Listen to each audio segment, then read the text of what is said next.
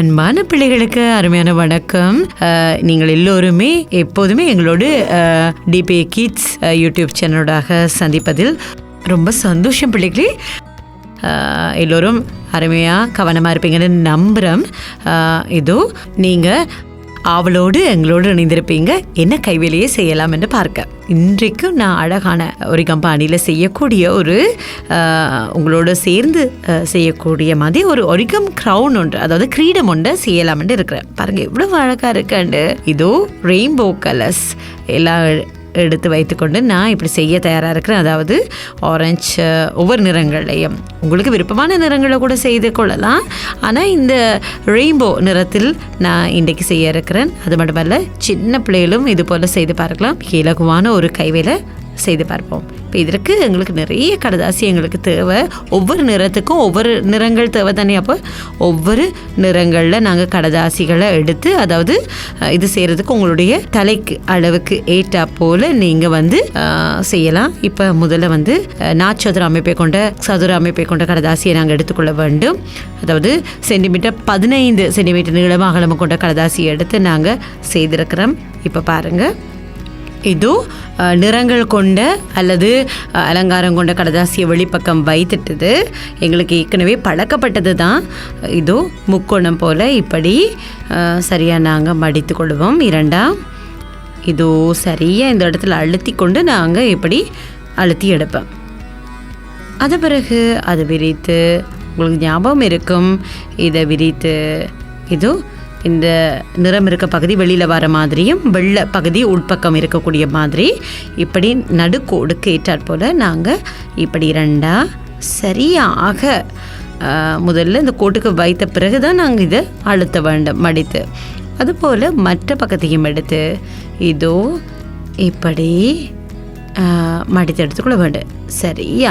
அதாவது சின்ன பிள்ளைகள் நீங்கள் அழுத்தி செய்யும் போது கொஞ்சம் விலக்கி இருந்தாலும் பரவாயில்ல. ஆனாலும் மிக அவதானமாக நீங்கள் சரியான நேர்கோட்டுக்கு வரக்கூடிய மாதிரி அழுத்தி நாங்கள் மடித்து எடுத்துக்கொள்ள வேண்டும். அப்போ தான் சரியான அளவுகளில் எங்களுக்கு இந்த கிரீடம் கிடைக்கும்.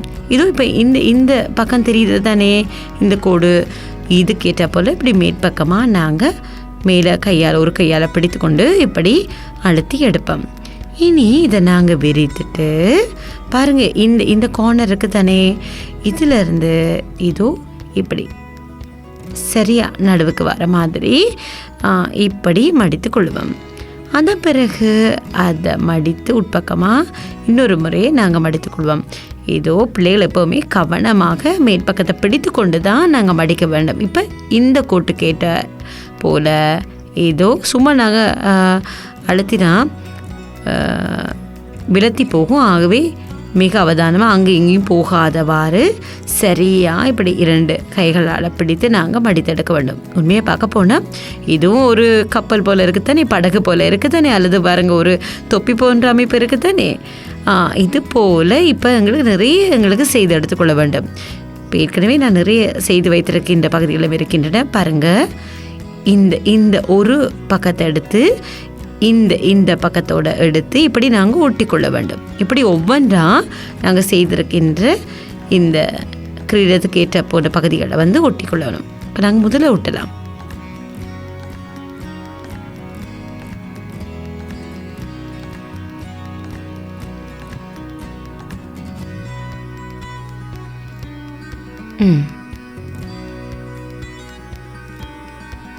இது பாருங்க, இது வைக்கும் போது இப்படி, அதாவது எங்களுக்கு கொஞ்சம் நெருக்கி வர வேண்டும்னு சொன்னால் நாங்கள் இப்படி ஒட்டலாம். இல்லை எங்களுக்கு கொஞ்சம் இடைவெளி விட்டு தான் இந்த முக்கோணம் போன்ற அமைப்பு இப்படி வர வேண்டும்னு சொன்னால் எங்களுக்கு விருப்பமான வகையில் நாங்கள் இடைவெளியை விட்டு இப்படி ஒட்டி எடுத்துக்கொள்ளலாம். ஒவ்வொரு முறையும் நாங்கள் ஒட்டும் போது அவதானமாக அதிகப்படியாக கொஞ்சம் காம பூசி ஒட்ட வேண்டும்.